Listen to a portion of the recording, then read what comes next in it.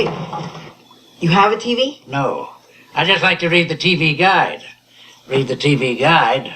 You don't need a TV. Television addict! Television addict! Television addict!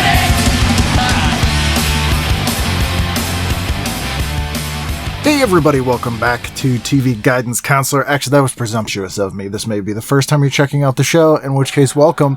But if you are checking out the show and you have checked it out before, then welcome back. Just welcome in general. It's TV Guidance Counselor. I am Ken Reed, your TV Guidance Counselor, here each and every week discussing the difficult viewing choices of our collective past with a guest and with back issues of my own personal collection of TV Guide magazines as our guide. Pun intended, maybe? I guess I can't say maybe and say pun intended because that implies that I had no idea I made a pun. Anyway, my guest this week is the fantastic writer-editor Sarah Rodman. Sarah got her start here in Boston, and we talk about that. She used to work for the Boston Globe and wrote about music, and I always enjoyed her work, and it was great to see her move on to bigger and better things. I know there are bigger and better things in Boston. She worked for, I think, the LA Times, and now she works for Entertainment Weekly, and is just super smart and very fun to talk to. And the year we did is one of the holes in my knowledge, 2004. And if you're a regular listener to the show, you know, I was living in the UK and kind of missed a lot of things. And it really was a seminal year, a transformative year for television, especially modern television. So this was really fascinating for me to talk to someone who was embedded in this stuff then and is an expert. And so I learned a lot, and I have a stack of things I need to watch now, or not. There's some things she said, don't bother. But this was a great chat. I'll put up links to all of her stuff too. If you're unfamiliar with her work, she's great follow on social media. I'll put all that up on tvguidancecounselor.com, or you can just email me at tvguidancecounselor@gmail.com or ken@icanread.com. Social media at KennethWReed or at TV Guidance. And hey, if you have a moment and you want to review the show and you're on Apple or wherever you're hearing it, it helps the show. It helps get new listeners. Listenership's down a little bit with the lockdown, counterintuitively. Well, I guess people don't have commutes. There's a lot of big name celebrity content out there that people have in front of their faces. And so I get that. But, you know, if you want to spread the word about the show, I appreciate it. You don't have to, but it'd be nice if you did. I'm going to guilt trip you there. I'm not going to guilt trip you, although I think I just did. Anyway, please sit back, relax, and enjoy this week's episode of TV Guidance Counselor with my guest, Sarah Rodman. TV is my friend, and it has been always there for me in time of need. Live via satellite, Sarah Rodman, how are you? Hello, Ken. I am, as well as anybody is these days, gainfully employed, above ground. My family as well. So I am choosing not to complain, staying in an attitude of gratitude. Yeah, I think that's a good way to do it. I always say I have like weird survivor's guilt that I am employed and like safe and comfortable. So best I can do. But an excellent time for television watching. Oh, good. Like any time is good time for TV watching for people like us. But yes, the degree to which I am getting hit up for recommendations has increased exponentially. Are you recommending newer stuff, or are there like old comfort shows you're recommending to people? I go on Spectrum style. Like, tell me what you like, and I will find a show for you, whether it's new or old. Like, what are you looking for? I myself have been rewatching Cheers. I know we are both big Ted Danson fans. Mm-hmm. I had not actually rewatched Cheers since I watched it when I was in high school. So it's actually super fun to go back. There's so many shows I have rewatched, but that wasn't one for some reason. And it's been really enjoyable. Every night feels good before you go to bed. Yeah, and it's one of the things that, because you are also a fellow Boston area person, having grown up in Natick, home of the new Natick collection, not the mall, it's the collection. Very fancy. Yeah, it's very fancy. But one of the things that hit me rewatching Cheers, and we'll get to the guide in a moment, and I think it's lost on people who don't grow up around here. Culture clash isn't the right word. It's almost like a class system. Like the Sam and Diane relationship, that sort of academic versus the blue collar is such a weirdly Boston thing that it's odd they even addressed it in that show. Yeah, it's like the weird town gown thing that like any like city that has like a bunch of universities in it has that. that there were these snobby people that deign to come down and mix with the hoi polloi. And it's a real thing. Oh, yeah. And it seems like a TV trope, but it is an actual thing. And it's what made that show so great, showing the entire spectrum of what Boston had to offer, not just sort of like the Pakika, Sully people, super snobby Kennedy people that, it's like all of those people sort of coalescing, which they actually do. Maybe not always comfortably. It's a subtlety. Subtlety isn't the right word, but it's an angle that weirdly you don't see explored enough from that sort of thing. And it seems like it's the obvious one. Have you recommended that show to anyone who's significantly younger than us? Yes, a bunch of people, because I feel like Cheers is one of those shows that sort of like people know the name and they know that Ted Danson was on it and that it was very popular and beloved, but they haven't really watched it. Right. I feel like if people are like, I am looking for a good sitcom classic, but that still holds up, that's always going to be my first recommendation. And the reaction you get is that they enjoy it? Yeah, absolutely. For anybody that's actually taken the recommendation, which right. It's probably like 2 people. They're like, it's so good. No. Like, it's not like it's hurting for fans, though. Right. Yeah, I mean, for the most part, that's been my experience as well. But I did have one person who was a younger comic and they were kind of appalled, which I was taken aback by, because I get that, a lot of shows, there's stuff in them now that if you don't look at it through context and intention, you're like, whoa, you can't. But Cheers isn't one of the ones that comes to mind that would be like that. And the thing that struck them as particularly egregious was, Sam being so misogynistic. Mm. But I'm like, that's done to make him look bad. Like, this conversation that we're having now that's so interesting to me about people going back and erasing things from shows. It's just like so often, whatever Jack Donaghy did, it wasn't to make Jack Donaghy look good. It wasn't made to make Sam Malone good. I just talked to John Slattery. Things that he did weren't meant to make Roger Sterling look good. Right. I mean, commentary on the character, but like it's the gradations of it are so fine, and like threading that needle to like explain to a modern audience is really difficult. I mean, there are definitely things on Cheers where I'm just like, oh God, wow, that's bad. But then there are things that are like, for the time period, that makes sense. Yeah, I had a conversation because Barney Miller is another show that I always recommend to everybody because I love Barney Miller. And it's a weirdly progressive show for being set in a police precinct in New York in the 1970s.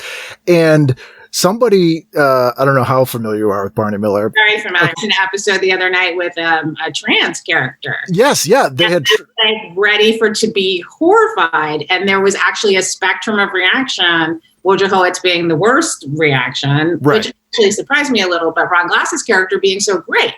Yeah. And Barney Miller himself being so great about it. Like, I mean, there were things on that show that were not great. Oh, absolutely. But they were usually presented like the episode somebody really had an issue with because I recommend it on the show all the time. So, there's an episode where a wife comes in and accuses, and I apologize, we're getting heavy here, accuses her husband of rape. And I just watched that one recently as well. And they have a very robust sort of debate and discussion about if that's a thing. Right. Is marital rape real? Right. Which the person was very sort of appalled by, but I was like, I don't think you're understanding how amazingly progressive a show about cops in 1976 to even have that discussion is. And not dismiss it outright as it's not a thing, but to actually talk about it, is this a thing? Like that conversation you probably couldn't put on a show now without it being kind of like a very special episode of something. Yeah. Or even if they do that now. And I was like, you have to have at least one character who thinks it's not, because then you have the discussion. Right. There's no conflict then. Right. So, it's weird when people, I think, sometimes miss out because they look at the superficial things on some of these older shows, and it is hard to give them the context and the intent. But, and then some shows are just terrible. It was terrible then, but we were young, and so we didn't care. And now we watch them and we're like, oh no, this is actually terrible, and I could be ashamed of myself. Yeah. Well, this show is hateful. Everyone who made it. Yes. Yeah. How did this happen? But we didn't go back too far. You wanted a fall preview, which after my own heart. Yes. you got to do. Preview was like, it was like my early Christmas gift. I would go through and I would highlight with like a yellow highlighter every single night of all the new shows that I was going to check out and figure out how I was going to watch them all. Like, this was the most important issue to me. Yeah, this is my old man talk, but to relay to people that we didn't know what was going to be on and new until you had this issue in your hand. There wasn't constant social media, like, on the set of things. Like, you didn't necessarily know if your favorite show got canceled or not until you saw the fall preview issue. There weren't all these casting notices and pilot pickups and like all of the news that I do now at EW that like hundreds of outlets do to let you know what's coming. We had no idea. That's what was so exciting and gift-like about it. Yeah, absolutely. And the other thing that I love looking back at them is they become this sort of alternate universe, road less traveled thing, because, and you probably have this at EW as well, you don't know what shows are going to endure for decades. So you're looking at every new show like it could be on for 10 years. Right. And so they handle, I guess Shasta McNasty right away, we were like, no. All boys outer space. Yeah. That concept is not going to last for a decade. But, there are some shows that are quality shows that they're like, this is going to be great. And then it's 6 episodes. And a show they're like, this is terrible, is on forever. Yes. And it's just the same way with pop music, where you hear a song and you're like, oh my God, this is garbage. And then suddenly it's everywhere. Yeah. Like, you just don't know. And you picked 2004, which, looking through it, I realized that there were certain years that were sort of transitional years where sort of old guard shows that had been on forever were ending and new shows that would then be on for a decade were starting. And 2004 when I just think of that year, doesn't strike me as one of those years, but it totally was. Year for TV. And I picked that year because it actually was sort of a big deal year for me in my sort of interaction with TV, because that's the year I didn't switch from being a rock critic to a TV critic. I just added TV critic, like, to my job description, which is still sort of the case.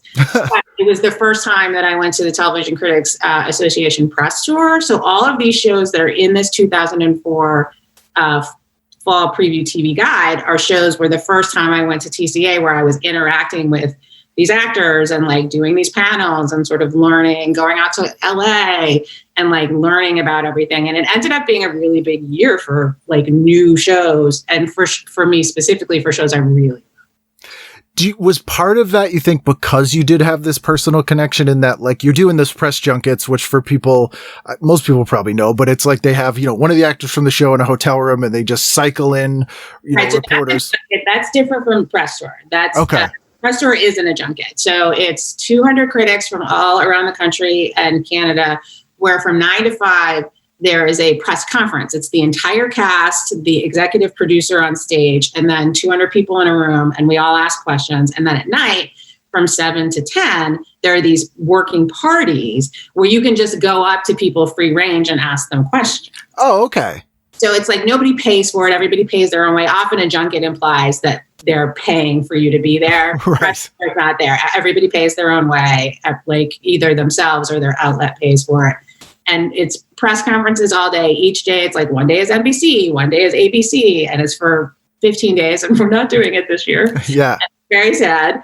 But so, yeah, it's just like 2 weeks of TV camp, basically, where you can go up to Matthew Fox and be like, so Lost, tell me about the show. Like, it's crazy. You have this investment for the first year where now you've sort of personally met the people involved in these shows. So you're probably pulling for them a little bit. Well, you know what? I was pulling for them anyway. Like, yeah. I get what you're saying, but actually I'm such a TV nerd that it doesn't matter. Like, right. Whether I had gone to that first press tour or not, it wouldn't have made a difference. Like, Lost would have been super, like, important to me regardless. Like, I think the investment is different, that it's not even so much that the investment is different. There's just a little bit of like, I met that person. Right. And up until that point, like I had been talking to musicians, which is super fun, but musicians, you've been a musician. Yeah. Like, there's a difference between talking to, I don't know, Robert Plant, which is really, really exciting, and talking to an actor, which is like just a different kind of exciting. It's like two different brain channels, but it was fun. It is 2 different brain channels because weirdly, in many respects, the actor from a TV show, it's like oddly more intimate because they're like in your home and you're having like a more emotion. Yeah. Even though they didn't necessarily. They're in your head. Right. Like they're in your brain. So it's a different kind of intimacy. People always ask me like, what's harder to write about, TV or music? And I was like, music, hands down. Because TV, they give you half of it in just having to describe what the show's about. Yeah. It's more, a little bit more objective.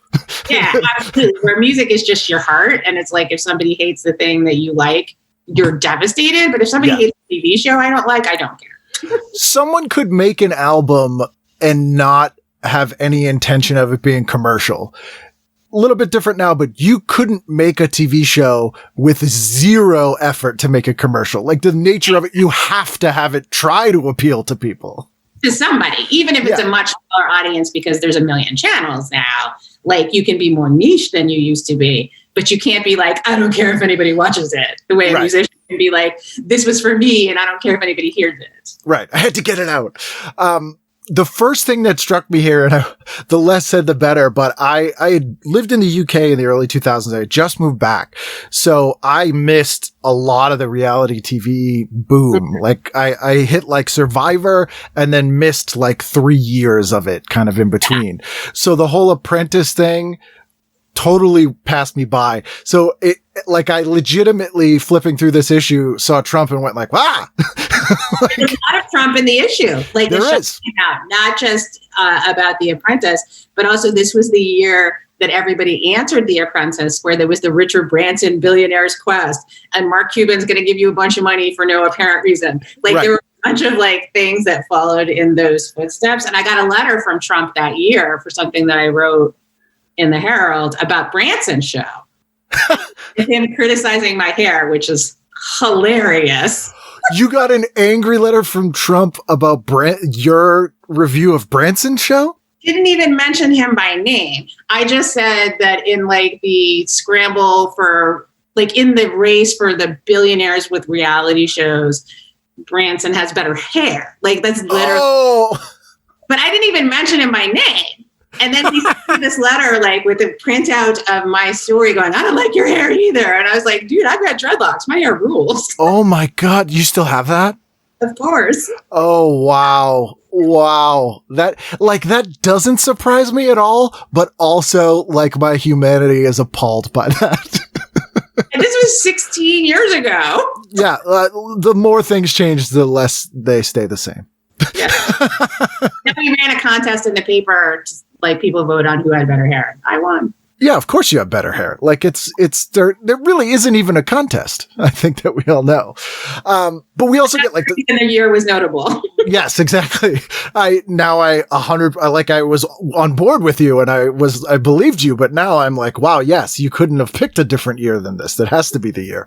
But there's also the Surreal Life. There's a big thing with Charo in here. So we're seeing sort of this, self-reflection on the history of TV that weirdly pointing back to like the late 70s, early 80s with these sort of spectacles that we had of like the guest star. Like I think in the 90s, it was sort of a very anti-guest star decade, I guess. Right.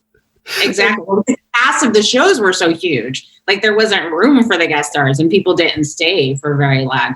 But it's funny because that period of sort of the golden boom of reality TV was probably the last time I actually like seriously engaged with reality TV, when you had Surreal Life and Apprentice, which was actually great at the beginning. And then it sort of went into the celebrity space that was less interesting.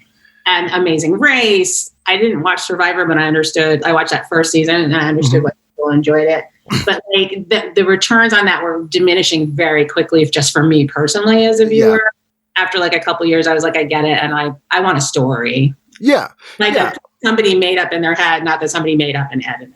Right. Yeah. And I remember watching the first season of Survivor and being compelled by it, but then realizing that couldn't sustain. And I actually worked at WBZ at the time.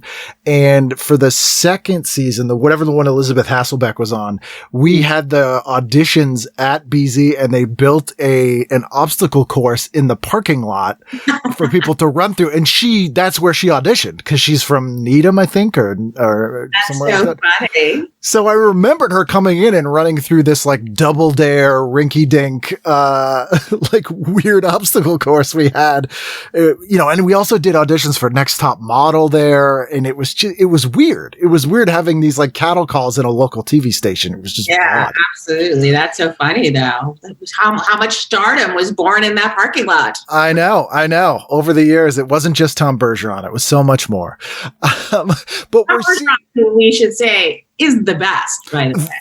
The most amazing guy, to the point where I am absolutely shocked that he is as successful as he is, because normally to get to that level, you have to be some kind of monster. Yeah. And he's so lovely and 100% land on his feet. But remember watching him like on Evening Magazine? Oh yeah. People are talking. Yes. Yeah. Great. He used to, was it Wraparound that he hosted on weekends? It was like a kids talking to teens show. Exactly. Yeah. I mean, I miss those days when we had like truly local productions that were full-fledged, like Dale Dorman and Double Feature and like the stuff that was just on our UHF stations that was different from other people's UHF stations.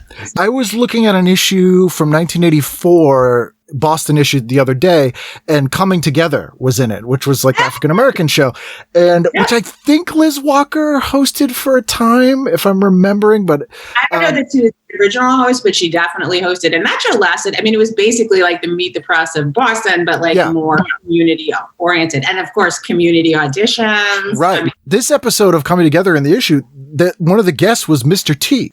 And this is like the height of the A-team. So like these local shows got like pretty, no pun intended, A-list guests. A-team, exactly. Yeah. I pity the people who didn't watch Coming Together. I know. So this is a big transition here. We have shows like ER that are ending. I think Friends, it's the last season, or it ended the previous season. So you're getting all these like, what's going to be the new Friends, or like, what's going to be the new ER? And before we get into the day by day, I'm just kind of looking at the fall preview. And the very first thing is Desperate Housewives, which was a show that I never saw, but I recognized became this massive phenomenon. Yes, it was huge. And I loved it. Because it was so funny. I mean, the thing that was so appealing that like we had all these nighttime soaps, right? The Dynasties and the Dallases and the Falcon Crest and the Knots Landing, RIP Knots Landing, that were great shows, but that were definitely sort of on the dramatic soap side. And here was a show that was totally a soap, but it was hilarious. Like it was really funny.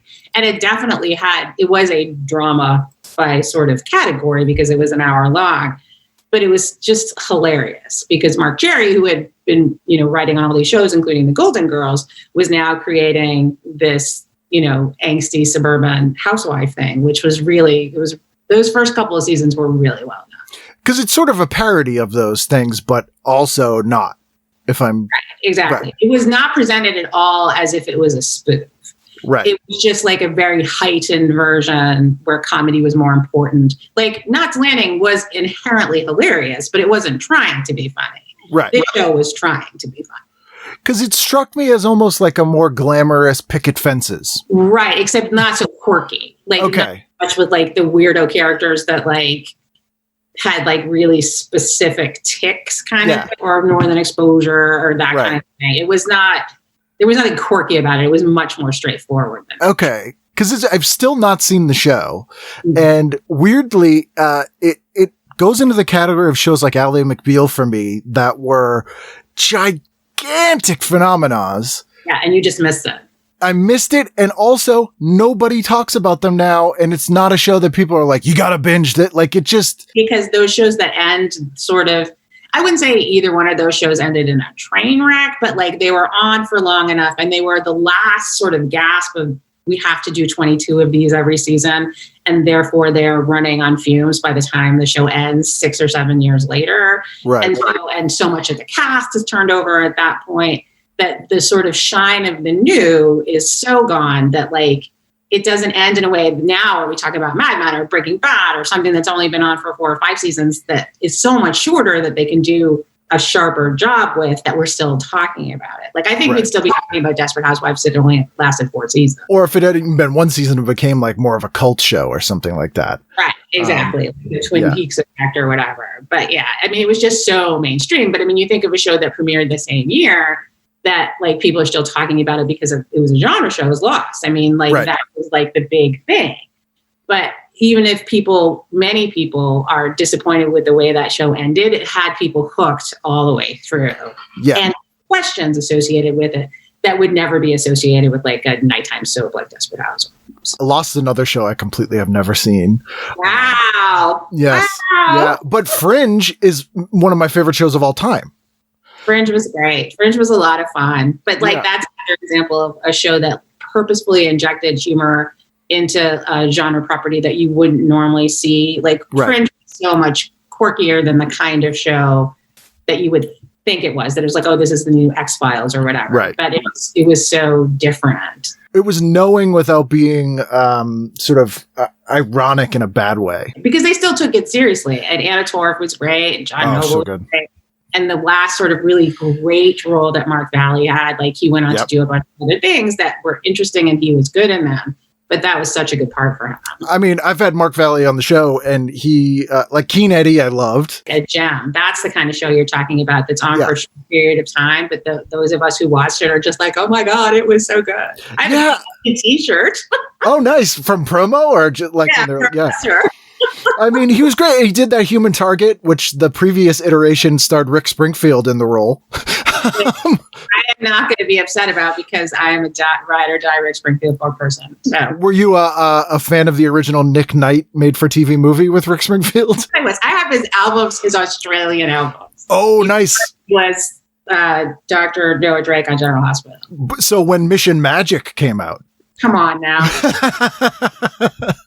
And he's also delightful, by the way, and highly underrated as an actor. Like he's done some fun stuff. I mean, he's also done some horrible schlocky stuff, and that's probably the higher majority because he's a lovely individual. Yeah, it's like I think people don't give actors credit for the fact that they take the work they can get, and the fact that they get anything that really showcases them is not. Some of that's not in their hands. So and he was a musician. I mean, he would describe himself as a musician. Like that was his true gift. So. Yeah. I mean, we've heard the Mission Magic theme song. We know. Play it. Can you edit it in later? Yeah. Do you believe in magic? 'Cause I believe that I do. Yes, I can see, I believe that it's magic. If your mission is magic, your love will come true. Do you believe in magic? 'Cause I believe that I do. Yes, I can see, I believe that it's magic. If your mission is magic, your love will shine true. I will, because I'll do my version where it's like, if you believe, I believe in magic. And it's the most 70s. You know what it reminds me of? That whole show reminds me of that Sesame Street 1, 2, 3, 4, 5, 6, 7, 8, 9, 10, 11, 12. It's like that as a series, but with Rick Springfield as a magician for some reason. Yeah, just bizarre. Because why not? Because anything was possible then, Ken. It's true. And I think that what's his name? Doug Henning was very popular. Like having that haircut, that mustache. Thank you. Yeah, we thought it was fine. It was acceptable. What happened to Doug Henning? I feel like I would watch that special on Reels. Of what happened to Doug Henning? Or just like a magician show. Like magicians from the 70s that aren't still, to my knowledge, working. Yeah. Like what happened? Like Behind the Magic. Oh man, if you have some time, Google what happened to the Pendragons, who were on like every single magic show when we were growing up. I won't ruin it for you. It's insane. Like it's the next Tiger King. Or is that a spoiler? It's a little bit of a spoiler, but it's like it could be the next Tiger King thing. That's the Pendragons. All right. Well, maybe this should be our mission. Yeah, we could pitch this. The other weird thing is, so like, I think, Melrose Place had ended sort of a couple years before. Mm-hmm. And so like one of the things they're pushing is this show called LAX with Blair Underwood and Heather Locklear, who, LA Law, these are like old guard people from the previous generation.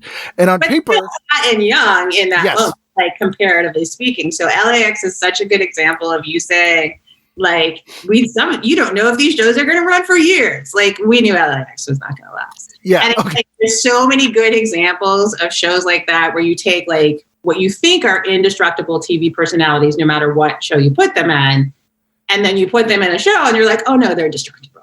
Yeah. Because, like it's about LAX. Right. Which is a horrible experience that anyone who's ever been there even once does not want to watch a TV show about. No, there's not like can we capture this glamour? It's like a bus station. But like, to your point, the next show that popped up here was a show I had no knowledge of. And it stars Malcolm Jamal Warner and Jason Alexander. And it's called Listen Up. And they're, sitcom royalty. They're both incredibly talented. I don't think this made it past to the mid-season. It did not. Notable that Jason Alexander had hair still at that point, quite a bit of it. So like Theo and George Costanza, what could go wrong? Except it just was not very good. And he was playing sort of like I'm going to mess up this man's name now. Barry, like he was like a writer, columnist, but also Dave Barry. Yeah, that. But it was sports, and it just was not very good. Yeah. It's like, and again, you put people together, and if the writing is not good, it's not going to succeed. Which I think happens more than you would think, because the network will go, well, we got these two, so we don't really need to get good writing. Exactly. I mean, like, you think Indestructible, but no. But then you have a show again, which I've not seen this show, but I recognize that it was a huge hit for so long, which is House. And this seems like it should not work at all. Like, Hugh Laurie is a buffoonish, I love Hugh Laurie, he's incredibly talented, but a comedian. British comedian. The larger US viewing audience is not even familiar with him at all, right? Right. So he can come in as this gruff, drug addicted, like, no, it's not lupus doctor, right. like do the same, or is it lupus? We don't know. It could be. Let's rule it out. Like, people are not familiar with him. Like, you're familiar with him. I'm familiar at that point. I'm probably familiar with him to a little extent. Yeah, like Jeeves and Wooster came over here. I'm a big Young Ones guy. Yeah, exactly. Like from PBS rebroadcasting, like whatever. It's like if you watched Fawlty Towers, then you knew those people, but that wasn't like it was on NBC. And so, like, it's like he was a brand new commodity. It was like Robbie Williams going solo over here. Yes, Like, nobody knows who Take That is there. He's walking down the street completely unmolested, and the same thing's probably happening to you, Lord. Side note story. Last year when I was at Tom Arnold's house and he tried to make me call Michael Cohen with him, he lived next door to Robbie Williams, and we were in Tom's driveway, and Robbie Williams comes driving up the street, and Tom basically jumps in front of his car, and it's like, Robbie! And then Robbie Williams just kind of gives us the two fingers and drives away. And Tom's like, oh man, Ken, you'd love Robbie. He's the best guy. He's super famous everywhere but here. No one knows he's here. He's got a great pool.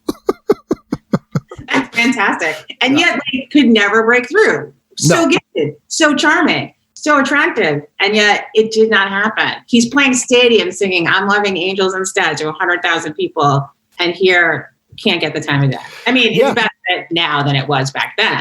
Right. But yeah, same thing. I mean, I think there is a similar thing with Hugh Laurie. And for a lot of actors back then, I mean, now every American person on TV is played by a British person or an Australian person. Right. Back then, it wasn't as common. Yeah. I mean, Anna Torv, good example. And actually John Noble, also Australian in that show. But had his accent on the show, though, right? He didn't. No. John Noble didn't do his accent. He had a very weird, sort of like almost mid-Atlantic. Yes. Yeah. Because he was playing a weirdo, basically. Yeah. Then there's a show in here that I only have to mention because it stars Dean Cain, who I don't even think I could say has fallen from grace. But this just looks terrible. Okay, so the best thing about this show, from my perspective, was, again, going back to that first press tour, they did their like panel at Dodger Stadium, and we got to like do batting practice, and they showed us on like the Jumbotron. Like, they had one of like the Dodgers relief pitchers like throwing us just, nothing so we could hit it. And I actually hit the ball in the batter's box at Dodger Stadium, and it was on the screen. That is my enduring memory of that show. Probably the best. Yeah, but that Jeremy Sumter then would go on to show up on Friday Night Lights as like the hotshot quarterback whose father was super mean to him and like rode him, and like it was terrible. And that was a show that I think they thought was going to do better than it did. Yeah, because Dan's still very handsome, maybe sort of pushing it for being a professional baseball player at whatever age he was at that point. But like, yeah, it's just like another one of those things that like a Bat Boy, really? Are we compelled by that in prime time television? I've noticed this year there's a lot of sports stuff, like a lot of fictional shows based around sports. So I don't know what was in the ether that year. I know the Red Sox won, obviously, the championship that year, so clearly wasn't influenced by like that underdog story. Right, because that would have happened after the season. Right.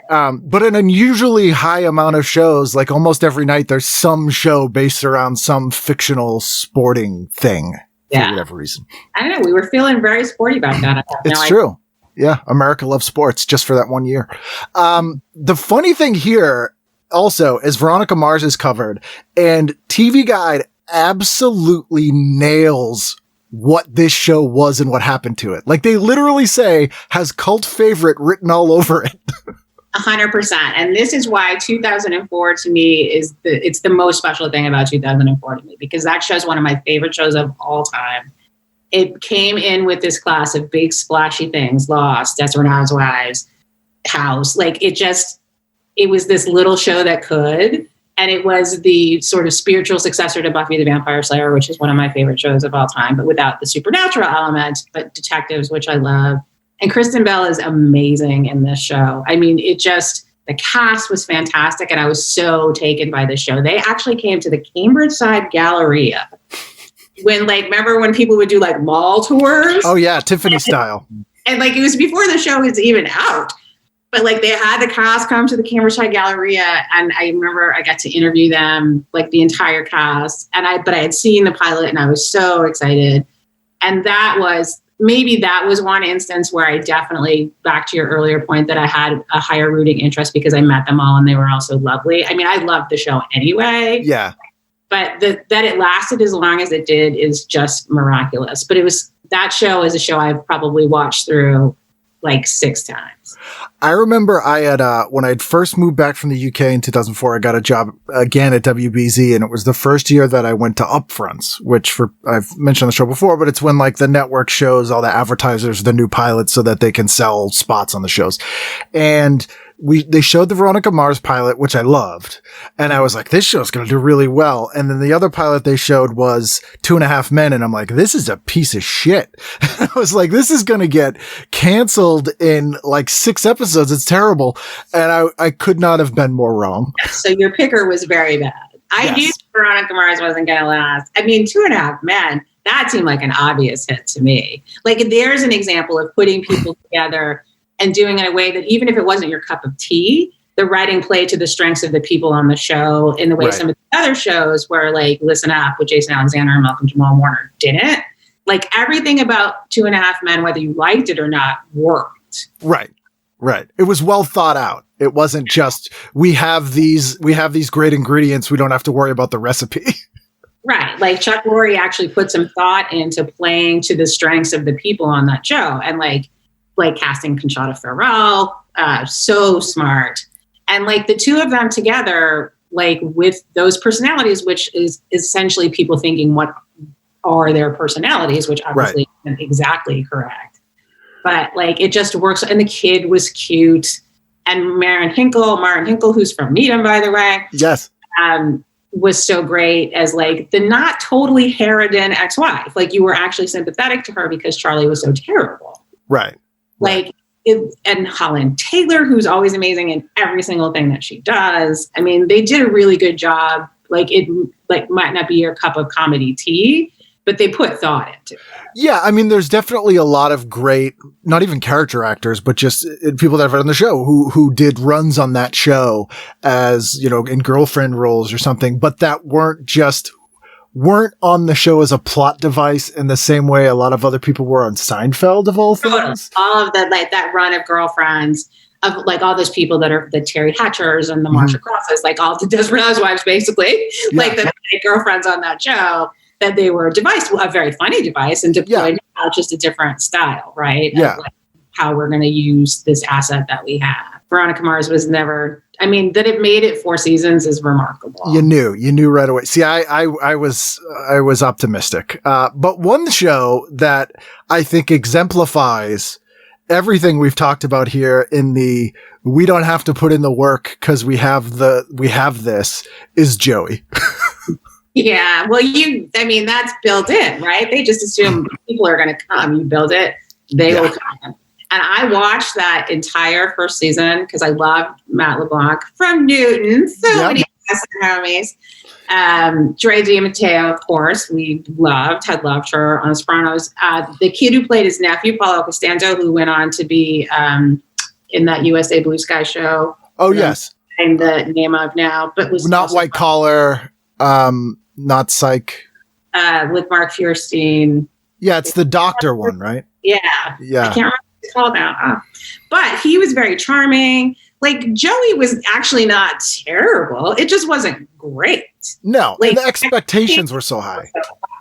It's like bad after Thriller. Yeah. Like, no way that you're gonna like get that lightning twice. Like, is there a good example besides Frasier? And then that's a completely different tone of show. Totally different show. Yeah. I mean, aside from Trapper John, MD, no. So much time between and a completely, sitcom to hour long.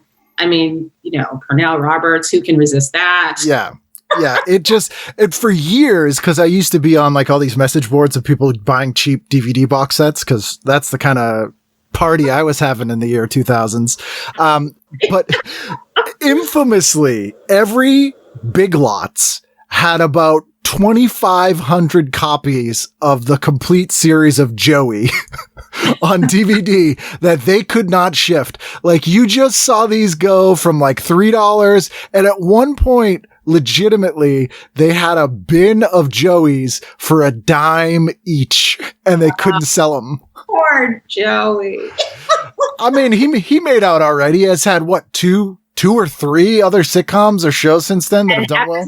Was fantastic. That's another one that I recommend to people, like The Comeback, that if you haven't watched that because you have some weird Friends reality playing himself, it's so good. Yeah. And he's so good in it. It may be the best role that he's ever actually had. Like, and I'll watch a heightened version of himself. I'll watch Tamsin Greig in anything. I mean, she's always so great. And the dude who played her husband was hilarious. Yeah. Stuart Pankow. Yes. It's just such a great cast. That show is really, really funny. There's also Matt LeBlanc's also a good dude. Yeah, he's by all accounts great dude, and is one of those guys, actually much like Matt Perry, who clearly people at the network saw something in and put them in a billion shows before Friends. Like, they were like, this guy, actually almost the whole cast of that show, with the exception of Lisa Kudrow, who hadn't really been on that much, were people. Yes. Were people who they were like, look, this person's got the thing. We just got to keep putting them in shows till it hits. Like, Courtney Cox was in a billion things, starting with Misfits of Science. Like, they just kept putting him in stuff until that hit. And LeBlanc is one of them. I mean, he was in, I think, 4 or 5 sitcoms before that. Yeah. And then they got the alchemy finally. Mm-hmm. Yeah. For whatever reason. And Schwimmer came along for the ride. Yeah. Yeah. Well, I mean, he was on Wonder Years before that. Like, he played Karen's boyfriend, but but same with Clooney. Like, he was in 4 or 5 sitcoms before ER hit. He was in Sisters. That's the only thing anybody needs to know about George Clooney. He played Detective Falconer, and he was in love with Celia Ward. And then he died in a tragic motorcycle accident, and I never recovered. I love Sisters. And it is not on DVD. Kind of what is happening? It is. Sisters is. It's not streaming, is what I. It's not streaming. It's only on DVD. Yeah, which I have my DVD sets I'm looking at right now. All right, we might need to work out some kind of trade situation. Yeah. Because he had been on, Roseanne, and he had Facts been of on Life and ER. Life. Yeah, but like Falconer, man, that was the beginning of the head down, eyebrows up. Yep. Sexy little Clooney. Yeah, it was like, let's put him in a drama, because he's very funny. So they were like, sitcom. And then it was like, oh no, we've been doing it wrong. Right, exactly. He's sexy. Let's cut his eyebrows down a little. Yeah. Stop making him look like a Muppet with that bad hair. And like, Just a touch. it's like the makeover in the 80s teens movies. Like, let's take off the glasses and act great. And look, he's beautiful. Good heavens, he's beautiful. Then there's another show here on Friday night that I had never heard of, but I was kind of fascinated by because it sounds so awful. And it's Dr. Vegas with Rob Lowe and Joe Pantoliano. 100% watch this show. Not to be confused with Vegas. Right. And not to be confused with Las Vegas. Right. And 3 shows with Vegas in the title. This was not a good show, but Rob Lowe is another great example of somebody that like, we're just going to keep trying to do it and like keep the chances because of, look at him. Like he's going to keep getting all the chances. And then when he hits so perfectly. That was not a great show, but Joey Pants and Rob Lowe, I'm watching that. Yeah, Tom Sizemore. Like, I'm like, what a weird network show. Like, that's bizarre and shouldn't even have been a thing. But clearly everyone else thought so too. Had like some soap actors on it too, if I recall correctly, like some refugees from the soaps. That it was just like, oh, I know her from General Hospital. This is great. Right. She broke out into the nighttime. Right. So let's dive in. Let's see. What'd you do on Sunday night? All right. So on Sunday nights, I would have watched the Fox block, right? So I would have watched King of the Hill, Malcolm in the Middle, Simpsons. What was the 4th show? Futurama? No, it would have been... Let's see. Fox. But for some reason that night on September 12th, 2004, on Fox, they're showing Deuce Bigelow, Male Gigolo. Okay, so I'm not watching that. And the other thing about this week, you will be still upset and freaked out that I did this. But I went back and also looked what shows were happening that week because I was still a rock critic at this time. So I went to 4 shows that week. Oh, what'd you go to? So I went to see Phil Collins at the Garden on the 15th, Gloria Estefan on the 17th. Pearl Jam was the following week. I'm trying to think there was another show. Oh, on Saturday, I went to Mix Fest at Fleet Center, and on Sunday, Extreme with the Dropkick Murphys at City Hall Plaza. Oh, what a combo. I feel like I was at that show. I'm sure you were. Yeah. So from like Phil Collins and Gloria Estefan at the beginning of the week to Extreme, and it was a reunion show for the at that time. And the Dropkick Murphys, who were not like the big, huge thing that they are now. They got Nunu Betancourt to play with Extreme. I mean, that was... And I'm a super Extreme fan. I'm an extreme fan. That was very exciting. So yes, I'm worried that I did this wrong because I did it off the fall TV grids. Oh, no, that's fine. So those would have been the 4 shows that would have been on Fox. Yeah. They just happened to be on that night. And then I would have watched Desperate Housewives at 9. Should I go back and watch Desperate Housewives? Like, is it it's very enjoyable. But also, if you're not a nighttime soap guy, I would say no. Like, if you like any of the things that it was sort of like satirizing, it will probably not be your cup of tea. Okay. So but I will if you skip. love Knots Landing, you will love Desperate Housewives. See, I'm more sisters. Yeah. See, and I love them both. And then the other thing I did notice when I went to look is that night there was a Johnny Cash tribute with Sheryl Crow, Willie Nelson, and a whole bunch of other people on CMT. I would have watched that. And there was a Star Wars special on A&E. Yeah. So that's a good night. I would have been working my VCR then.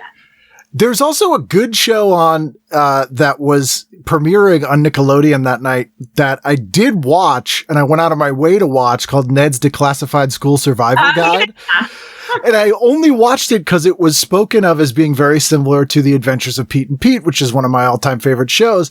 And it was a good... I didn't watch any of the other Nickelodeon shows, like Unfabulous, which I think is the one with Britney Spears' sister, maybe, was also on. But I did love Ned's Declassified. I think it was only like 1 season. It was they just did a reunion of that recently. Oh, did they really? Like Zoom reunions. And another notable thing that night is this is the first time that Shatner appears on The Practice, which I don't know if this is the backdoor pilot for Boston Legal or not, but that's the first time that Denny Crane shows up on The Practice. And again, another show. I am a sucker for Boston shows, as we just discussed. Cheers, and my love of Spencer for Hire has no bottom. But I never watched Boston Public or Boston Legal. I still don't know if those 2 shows are related in any way. I don't know. They're not. Okay. I mean, they're sort of in the same universe, but they're not like they don't have any crossover characters, or they're not spin-offs or anything like that. To my recollection, the notable thing about Boston Public for me was that Joey McIntyre from New Kids on the Block was on. Oh, right. And it was just like, oh yeah, I'm about that. And was Lara Kett in one? Lara Kett was on Boston Public. Okay. He's on the law show, I think. I watched Boston Legal. I did not watch Boston Public. I actually liked Boston Legal better than I liked The Practice and Ally McBeal. The rare sort of third wheel of the spinoff that like is actually a better show. I'm going to ask you the question I'm probably going to ask you 500 more times during this episode. Should I go back and watch Boston Legal? Absolutely not. No. Very enjoyable show. It's just like, did you like My Name is Earl? Yeah, it was okay. Would you recommend anybody go back and watch it? No. It's like that. I really enjoyed My Name is Earl, but like I wouldn't be like, it's not must see. Like one day when you're in the nursing home and you have run out of watching everything else, like totally watch that. Good, solid show. It's a procedural. Right. I mean, then Mark Valley eventually shows up on that too. Mark Valley, man, he just, I feel like he should have been getting more like Bruce Campbell type roles. But he could do it. Hey, he was more high profile than Bruce Campbell, right? So like, it's when we got to cry tears from Mark Valley. He's done all right. Oh yeah. I remember when I recorded with him, it was the same day I recorded with Cassandra Peterson, and they like crossed over a little bit, and she came in and she goes, "Who is that guy? He's handsome." And my Visit My Lives watchers out there will remember him from that as well. That was the first place that I saw Mark Valley. Yeah. Oh yeah. And by all accounts, like a pretty just normal, solid dude. Like he's just a guy. And he's that good looking, which is thing. He's a very handsome guy. Having seen him in person, I can confirm. Yeah, I interviewed him on one of those press tours for Keen Eddie, I think. Or maybe it would have been Human Target. It would have been Human Target. Yeah. Keen Eddie was Fox, I think, in 2001, I want to say. It would have been earlier. It was Human Target. I have a Human Target t-shirt. Because 2001, obviously 9/11 was a thing no one forgets, but there was like 4 Fox shows that I feel like, if not for people being like, we don't want comedies now, would have gone on for a long time or were great. One of them being The Tick, one of them being Keen Eddie. Just great shows. Yeah. And yet things that actually sort of seemed more referential to the horror, like 24, end up like being these huge successes, which maybe says something about like the human psyche and like how you process. Yeah. Because remember they had to like reshoot or cut that first scene because he like goes out of a plane that explodes. Oh yeah, that's right.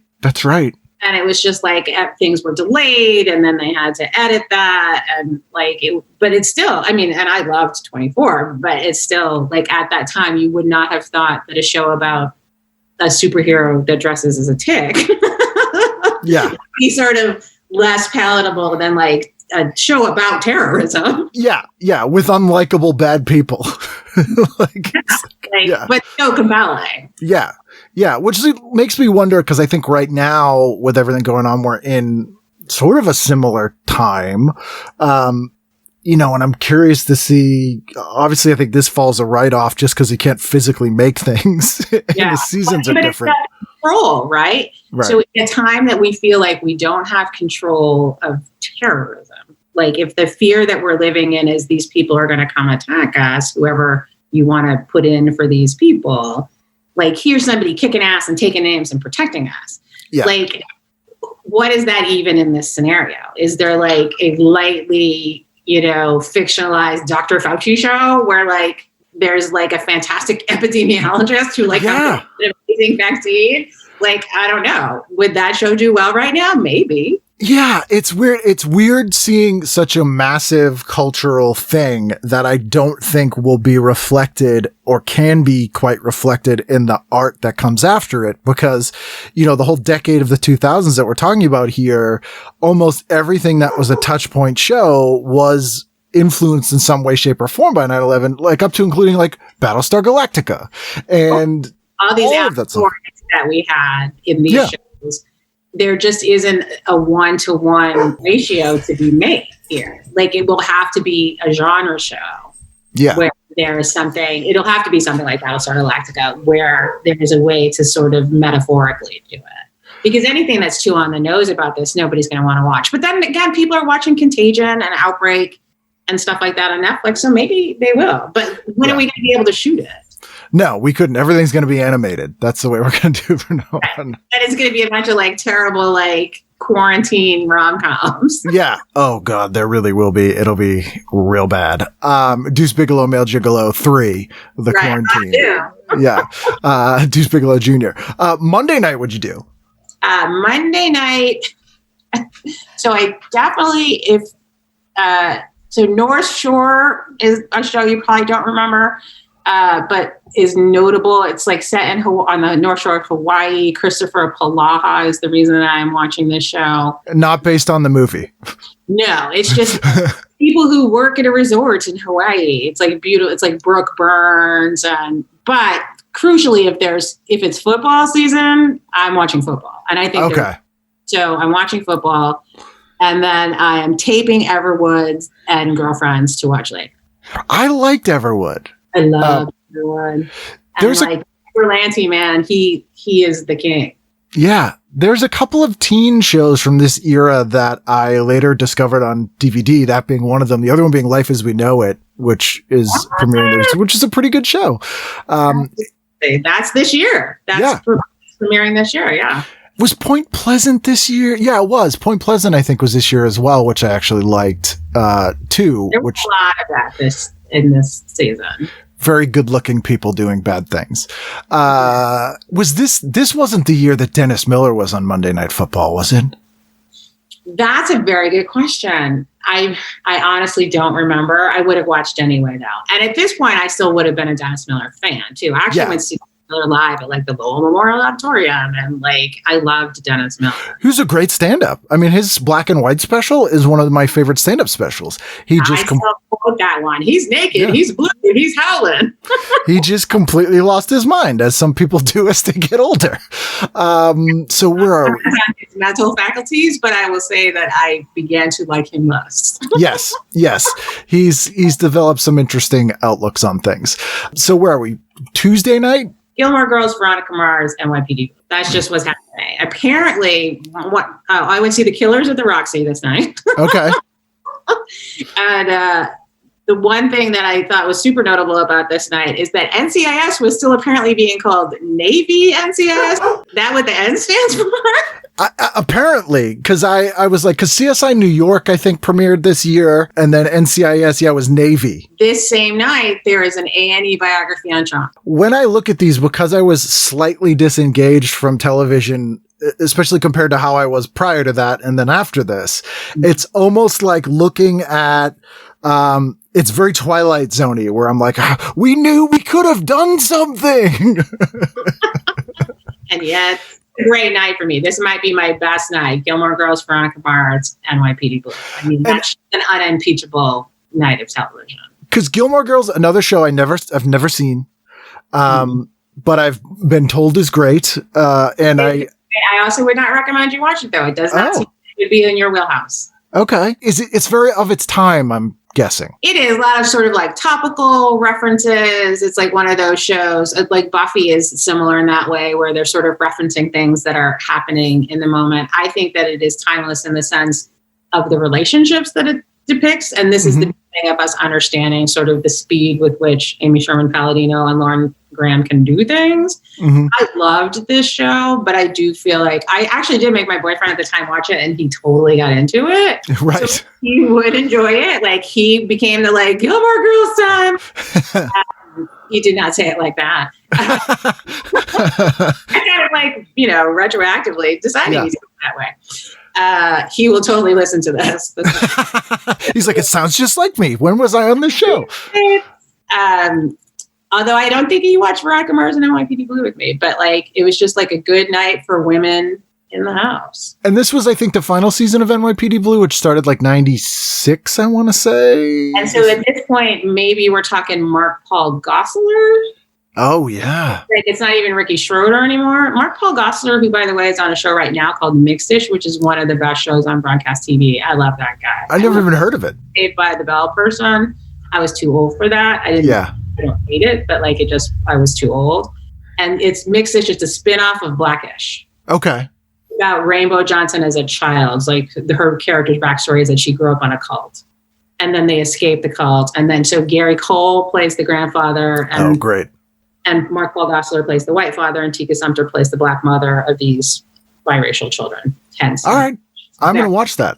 You've sold me on I this. would recommend that. I'm definitely watching that then. At this time, I probably would have watched Scrubs. I was in love with Scrubs until like the second to last season, maybe, when it got a little But they brought in all those new people, many of whom were quite gifted, but like it just wasn't the same show anymore. But I loved that's a show I've found does not hold up. Oh, really? I have not gone back to that one. I really enjoyed that show. I loved it, and it's so dated, which I am surprised by. For the same reasons, like topical reference type stuff, or just like the humor isn't working? The humor and aesthetic is so, because I found that shows sometimes that feel innovative at the time tend to feel the most dated later. Maybe because so many shows become influenced by them or sort of absorb some of the things that show innovated, that it gets saturated and they kind of suffer for it. But something about it, I'm just like, 2002. Like it's just, it might just be me. I don't know.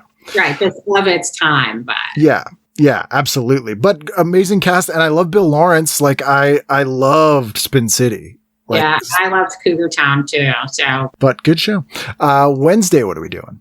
Wednesday is also pretty straightforward. We got Lost and The West Wing, and then I wrote 10. Maybe I would have taped Bernie Mac and watched another show at 8. Also notable on this night is Hawaii premieres this year, which is the other show set in Hawaii. Like, there's always like a thing at like in fall TV where there was that year that there were 3 alien invasion shows. And This was the year that there were 2 shows set in Hawaii. And then Lost, of course, went on to be this big thing. And Hawaii with Michael Biehn, who's one of my favorite people in the world, just disappeared without a trace. But this is the night that I went to see Phil Collins. And the World Music Awards were on, so I probably taped that. So it's funny because Hawaii, they have to put a special note in the TV guide that says, shown in a letterbox format, which I forgot.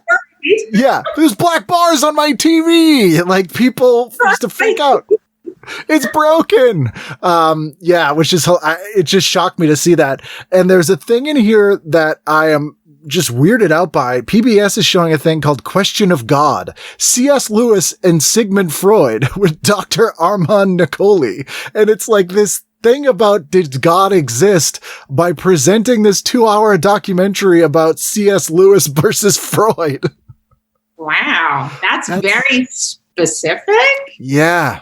Also, not knowing much, C.S. Lewis obviously was like, had very specific viewpoints. I guess I never knew how Sigmund Freud felt about God. I think I can watch that. I know. I'm interested in it now. Like, I'm like, that actually kind of sounds fun. And then maybe they'll box at the end. Lewis was a believer. Big time Christian. Yeah. Yeah. But like, was Freud? But like, no. Live at this point. This isn't like a Frost Nixon situation where they're actually talking to each other. Right. It's purely hypothetical. It's like people having an argument on their behalf, which is real weird. Wow. So it's like a Lincoln Douglas debate of like, this is what we say C.S. Lewis thought and what Freud thought. Wow. I want to know what they were smoking when they came up with that. Freud, C.S. Lewis fan fiction for some reason they decided to do that night. Bernie Mac show is one of my favorite sitcoms ever.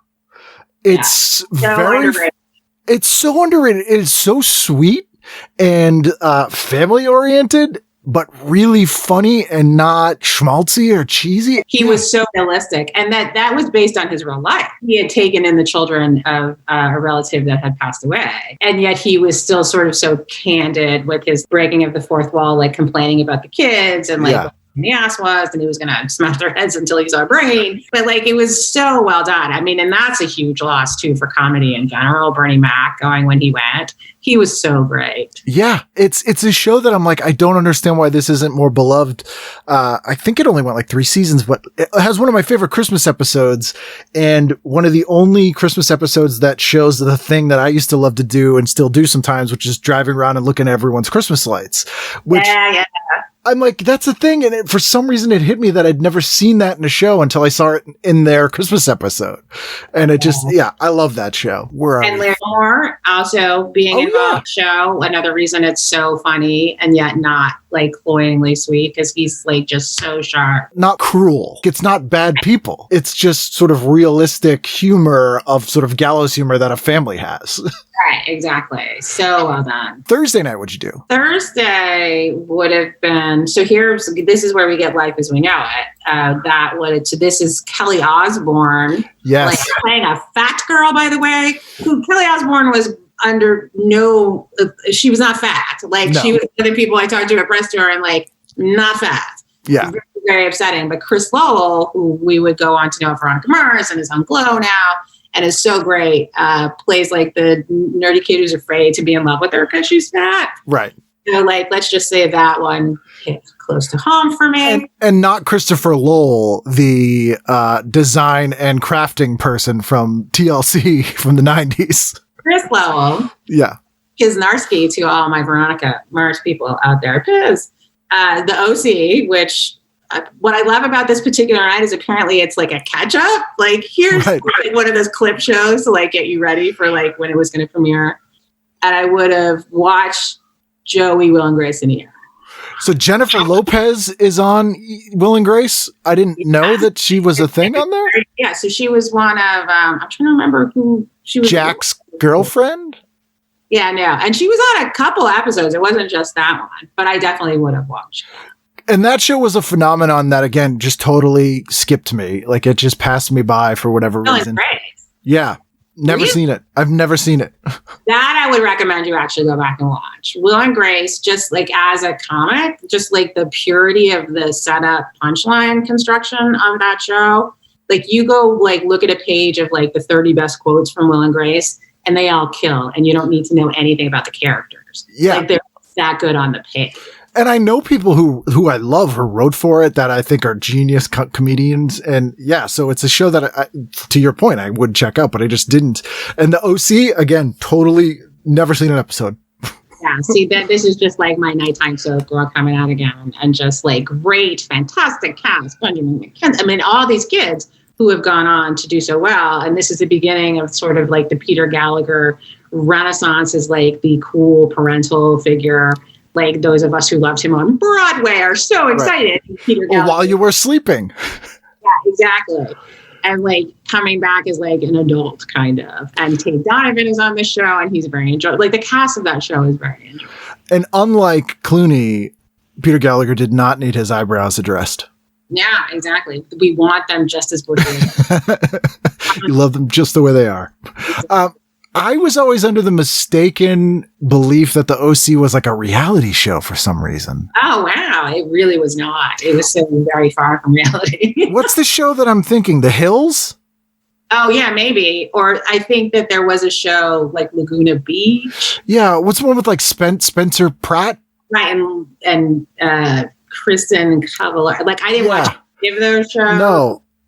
I confused them. After the fictional OC, I think they did that. Those shows were in the wake of like, here's what the real OC is. I see. Okay. So it was it was a fictionalized version of the reality shows we had previously, which were fiction. Sort of.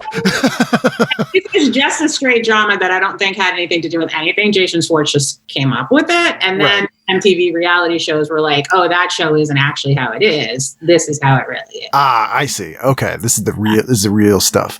Survivor Vanuatu Island of Fire is premiering that night.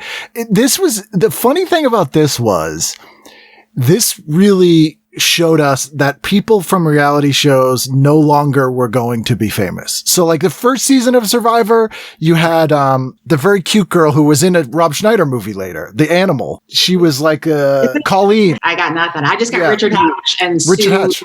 The rat and the snake speech. That's yes. Yeah. I mean, he got some fame after that. Colleen something, she was like, oh, she's going to be an actress now. Like people were moving on to different things. And then Hasselbeck, I think, was in season 2, but this is like season 3 or 4. And it's not trying to do this, but the ad just boils down all of the people in the show to their specific cliche that they're fitting. So it literally says the person's name and then who they are. So it's like Julie, youth mentor, Lisa, real estate agent, Twilla, highway repair. Like, it's just like, who cares? There's a reason I did not watch that. My favorite thing is there are two people who have nicknames listed. So they're in quotes. We have Sarge, who's a drill sergeant. Oh, he came back. Like, Okay. he came back during All-Star things. I feel like he was well liked. Then my favorite job in this list is John Kay, who is a mechanical bull operator / model. Good for him. Enough of those in the world, quite frankly. Really isn't. And then, of course, Bubba, who's in loss prevention. Oh, wow. All right. You go, Bubba. So I think Boston Rob is like the and Ethan John, because I think they were both from Boston. I think Ethan was from Boston too. Like, those are the ones that I'm most familiar with. Because also Boston Rob went on to do like Amazing Race and then do Survivor 6 more times and like totally hustled. Then he had that show with Amber, like where they got married. Like, and so I covered that, but I was not a Survivor watcher. No, I just, after that first one, I was like, all right, I got it. Yeah, totally. Don't But need I it. mean, people love that show, and God bless them. Like, I don't think it's bad. It's just not for me. I can't believe it's still on. And I'm like, Jeff Probst from Rock and Roll Jeopardy? I know. That was my reference too. Like the show I was desperate to be on. I was Same. like, I would kill that show, but never had a chance. Summer of 2001, I had a terrible job at a cell phone store in the Meadow Glen Mall. And actually Nunu Betancourt's musical instruction school that was also in the Meadow Glen Mall, More Than Chords, had just closed. It was not called More Than Chords. It was called More Than Chords. Stop it, you lie. I swear. And Sully Erna from Godsmack used to teach drums there. Oh my God. I spent that whole summer using the dial-up modem that we had to process credit cards to play virtual Rock and Roll Jeopardy on the VH1 Classic website. We are one, sir. We are one. It was quite a summer. Quite a summer. Good. Mark McGrath from Sugar Ray did on that show. Oh, He yeah. built that show. People were like, he's smart? And like, is that really a barometer for smarts? Like, I if guess- I rock and roll Jeopardy, I don't think anybody would be like, oh, yeah, I'm so smart. I guess they were more like, he actually likes music? Because he just looked like they're like, oh, they got a band and then hired some good-looking dude to sing. I can't think of another band that's true of, but it seemed like a thing with Sugar Ray for some reason. I almost said Klover, but that wasn't true. No. The Huey Lewis band? No, the one with Chris Daugherty from Gangrene. In 96, I think it was Arista or some major label like post Green Day. They basically hired Gangrene, for people who don't know, we're like a drunken Boston hardcore band. And they got literally a male model. The guy was like a Hot Topic model to front this band. He was like 25 years younger than them, had a mohawk. And Gangrene are like total townies. And Right. they did this record that's actually pretty good. Like it's a pretty good pop punk record, but it's the most manufactured nonsense ever. Wow, this is a gap in my rock and roll Jeopardy knowledge. I must, Yeah. the minute we stop doing this, I'm going to Spotify that. It's pretty good. The first song, Our Way, is decent. I mean, it's very of its time, but it's decent. Friday night, what are you doing? Friday night is hard. I feel like I'm looking at all the shows, and like I definitely occasionally watch some of these shows. Like I'm a Trekkie, so I definitely would have watched Enterprise, but I wasn't super dedicated to it. Medical Investigation, which was a show with Neil McDonough, which could not have a more generic name, Right. was on that night, but I love Neil McDonough, also from Boston. And Dr. Vegas. So like I would have watched, but I probably would have been like out at a bar.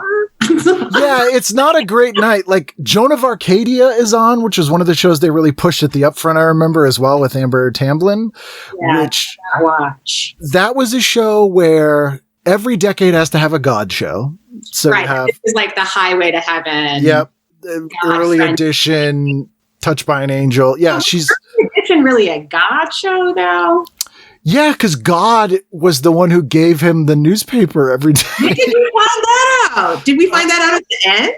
No, I feel like it was early on in the show. Because like Quantum Leap, we found out was a God show later, which is when the show really went downhill. All right. I was just blinded by the Kyle Chandler of it all because I enjoyed him so much. Yeah, that was a cool show. That premise too, Yeah. like the news, because of course, I work in newspapers, so like that's really enjoyable. But I've seen Joan of Arcadia. It just was not a show. No.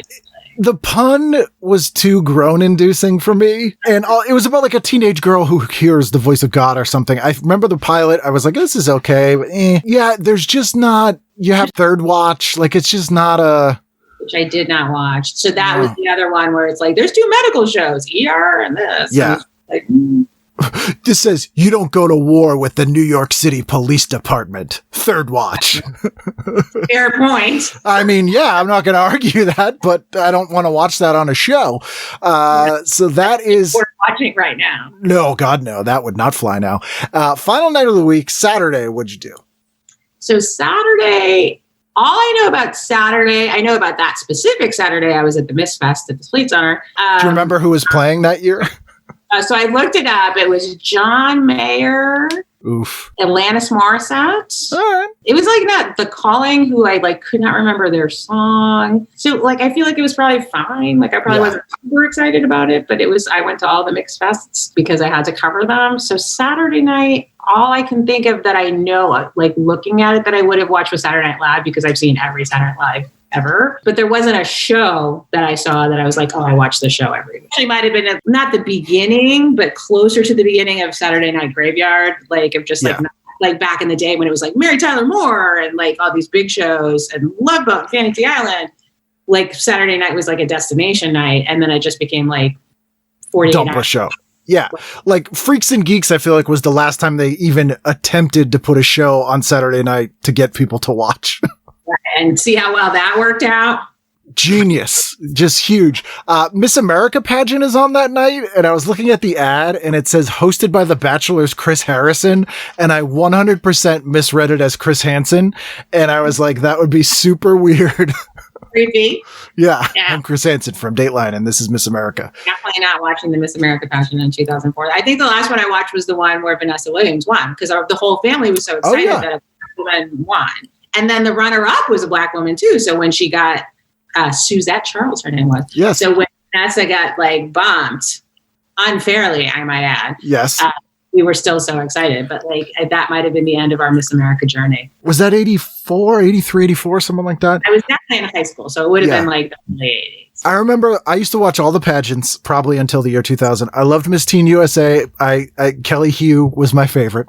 I think she won in 86. She later went on to star in Growing Pains 2-part Hawaii episode.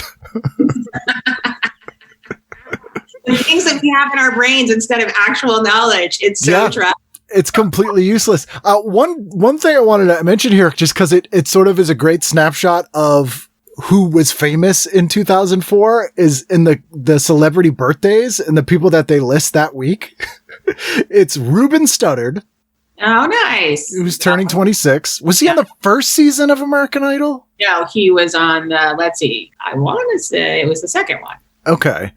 It might have even been the third one, though. Kelly Clarkson? Well, Kelly Clarkson won the first one, and I remember Underwood won the fifth one. Yeah. But Clay and Ruben would have been somewhere in the middle. Photos, yeah. Faith Ford turns 40. Hey. Tommy Lee Jones, Peter Falk, and Lance Armstrong. Wow, that is a murderer's row of people that make no sense next to the list. I wonder how they picked, of all the people that week, just a weird mix of, Ruben Studdard makes sense. Sure. And also that's the only Black person on the list, right? So Ruben Studdard and diversity. Yes. Yeah. Yeah. I mean, Peter Falk, I think is of Hungarian descent. That's about as close as they normally get. How old they are next to their names, what their age they're turning. So how old is Falk at this point? 77. Wow. Yeah. I think he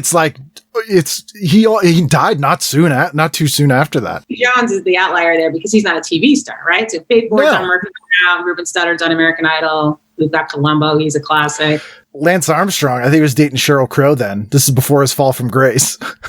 So in 2004, I feel like that was pre-Sheryl Crow. It's definitely pre-fall from grace. Yeah, oh, yeah. But Tommy Lee Jones. He went to France that year, though, and that's why he was on TV. Yes, that makes sense. I remember TV at this point since like he played that mass murderer, right? Oh, that's true. Why can't I think of his first name? Gilmore. He played a Gary Gilmore. That was his wife. Yeah. Because Tommy Lee Jones, it blew my mind when I found out, A, that he went to Harvard, because he doesn't seem like he did, but also that he was Al Gore's roommate. Yeah. Maybe like one of those genius people. Like Chris Danson was like a Rhodes Scholar. Like you find these things out about, and not that they seem like dummies. Kevin not trying to imply that they're not smart people. It just doesn't seem like you would need to go to Harvard to do what they do. No, I can't picture them sitting in a classroom at Harvard. Here's the thing. I can't picture Tommy Lee Jones debating what Freud and C.S. Lewis think about God. Because can you imagine Tommy Lee Jones having the patience to do that? No. He'd just come in and be like, it's Freud, shut up. And then we're done. He'd be like, all fugitive. I don't care. Why are we even discussing this? Also, my second favorite Tommy Lee Jones fact, he's obviously very wealthy. He donated something to Harvard, and it was a rug. A single rug. How big was it? Do we have the dimensions on it? Like, how generous is this gift? Is it like a room size rug? Yeah, I think it's like an expensive, like Persian rug. Like this is like a high end rug, and he donated it to the dorm that he lived in. That's kind of nice. Yeah, but it's still weird. I mean, it's definitely weird. Like Harvard can't afford their own rugs. Was it the rug that like maybe he brought to his room when he was in college? So there was like some weird circular nostalgia to it? No, this was like, I'm going to give you some really like ritzy rug that probably could have paid for like 4 kids to go to Harvard. And now a bunch of people are going to spill beer and Coke on it. Yeah, it was like, that seems like a weird thing, but all right, Tommy Lee Jones, whatever your logic for that is, God bless you. Yeah, no, do what you want with your money. And like, it's still a nice thing. Oh yeah, I mean, he's given. If Tommy Lee Jones gave me a rug, I'd be thrilled. I'd take it, even if it was a hairpiece. Right. Exactly. That's what Tommy Lee Jones wants to give me. Accept it. I'll take it. Yeah, accept it. So we already said what you're kind of watching in lockdown. Is there anything else that you're like, if people need to just unplug, that you're like, watch this? That's a good question. I feel like so many of us right now, the thing that we're looking for is comfort TV, right? Which is why so many of us are going back to shows we've already watched, because there's like an inherent laziness that goes along with that you can just like let it happen while you're doom scrolling through Twitter. I have been rewatching Alias with a friend, my friend Meredith Goldstein, as a matter of fact, through like an online app where we can watch together. And like that's a really complicated show. Yeah. Oh yeah. Like, so that's like probably not like the best thing. Like, I feel like you'd be better off going back to old stuff. Like, I would recommend Veronica Mars. I find that very comforting, but it's procedural essentially. There's a mystery. She's like solving a thing. There is an overarching thing that's happening, but she is solving a mystery every week. I think Supernatural could also like do that function. I feel like that is the thing that I would recommend people watch. Things that are closed-ended, that don't require a lot of brain power. There's no inherent puzzle. Like, I wouldn't tell anybody to go watch Lost right now. Right. Yeah. But you want something somewhat challenging, and there's some amount of peril, but at the same time, it's wrapped up and everyone's okay. But the thing that I always say to everyone all the time is go watch Friday Night Lights, and then also talk to me about it like after you're 4 episodes in, because there's nothing I like more than the sort of peripheral enjoyment or the vicarious enjoyment of somebody else watching or listening to something you love for the first time, and them just being like, oh my God, this is so good. And you get to talk about it all over again. You're like, yes. Yeah. You're jealous of it. Friday Night Lights is like the baseline show for that, because like, the unfortunate Landry with the pipe business, which really retrospectively was overblown. Like, it's pretty good. I've never seen it. Michael B. Jordan, Aldous. Oh my God. Go watch Friday Night Lights. All right, I'm going to do that right now. It's so good. Okay. Friday Night Lights it is. It's the first thing I'll watch, and then I'll report back to you. And it's only 4 seasons, so it's not even like some huge commitment. And one of the seasons was during the writer's strike, so that season only has like 8 or 10 episodes or something. Oh, like season 3 of Supernatural. Right, exactly. So it's like that 2007, 2008 year where everybody didn't get a whole season. So, but it's, I mean, yeah, Michael B. Jordan, Aldous Hodge, the kid I was just telling you about from Clubhouse, Jeremy, like Patrick J. Adams from Suits, and just the core cast. I mean, you want the best couple ever on television, Connie Britton and Kyle Chandler on that show. I mean, I love Connie Britton. Love her from Spin City. And so different in this and so good. Like an equal partnership, equal star of the show. And just like the kids on the show are so good. I'm sold. All right, Sold. good. All right, so I will go watch this. Thank you so much for doing this. I'm glad that we finally got to talk. I'm sorry I talked forever. I feel like we've been No. talking for 3 hours. No, that's what the people want. I apologize for taking your whole evening. We'll find out, Kevin. Well, it's true. That's true. That's true. Thank you so much. Absolutely.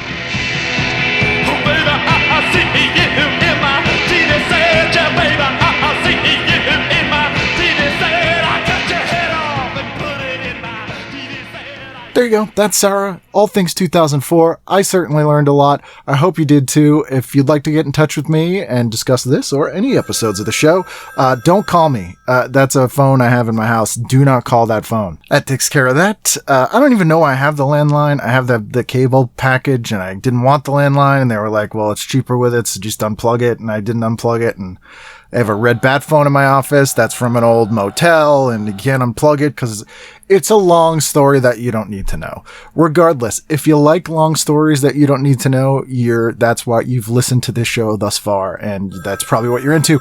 I don't know who that is, so you know what? I'm going to answer it. So be here next week for a brand new edition of TV Guidance Counselor. Theo and George Costanza, what could go wrong?